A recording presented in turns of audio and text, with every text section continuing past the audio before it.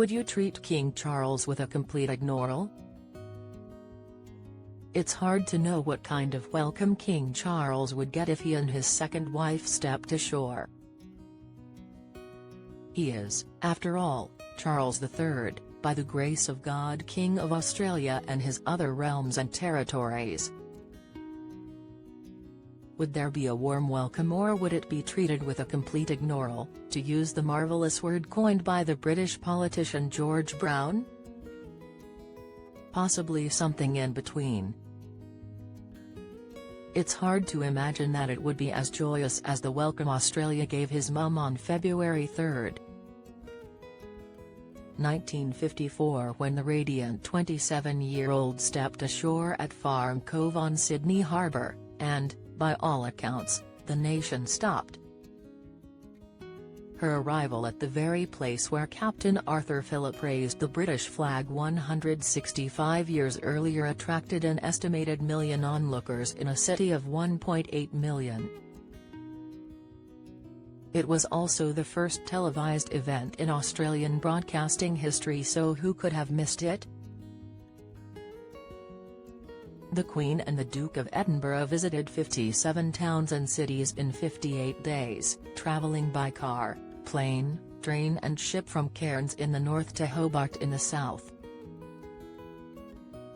In those innocent times, the couple often toured in an open-top car, just a few inches more than 2 arms lengths from crowds. Today, the security people would have nightmares. Those days are gone in many ways.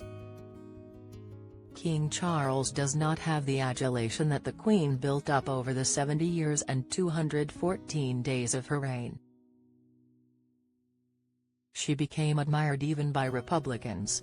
She was, Republican former Prime Minister Malcolm Turnbull said after her death, an example to leaders everywhere to put their country, their job, the people they serve, first.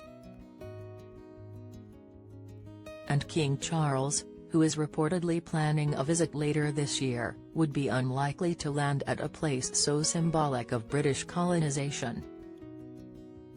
The valued link with Britain in 1954 has become a source of anger and controversy for some. There was a much more formal air for the Queen's succeeding visits than seems to fit with our times. Remember the hoo-ha when Paul Keating touched the Queen's back, though, admittedly, it may have been a hoo-ha confected by the British tabloids.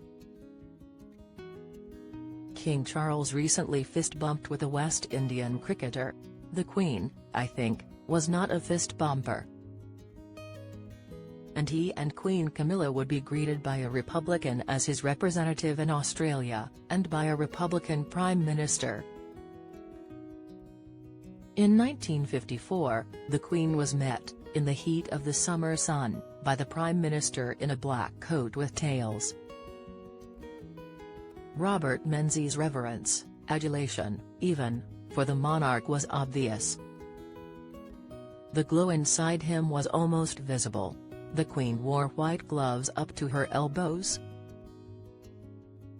The Prime Minister today has already declared himself to be a lifelong Republican. And the Governor-General has spoken of her admiration for Republican Paul Keating and his aims when he was Prime Minister. They were things that I really cared about. He wanted a republic, clearly, Samantha Sam Mostyn told the ABC. But attitudes may not have shifted as much as you might think. There remains substantial support for King Charles continuing as the Australian head of state. The reputable YouGov polling company asked last year, should Australia remain a constitutional monarchy or become a republic? It said the answer was, 1 in 3 Australians want the country to become a republic as soon as possible, 32%. A similar number want to remain a constitutional monarchy for the long term, 35%. By all accounts, Charles likes Australia. and he has actually lived here, spending a term at Timbertop, the rural campus of Geelong Grammar. Mr. Albanese had planned a referendum on the monarchy in his second term of office, if he gets one. But the failure of the vote on the Voice may have scuppered that aim. And a visit by King Charles and the Queen might sink the idea of a republic even further.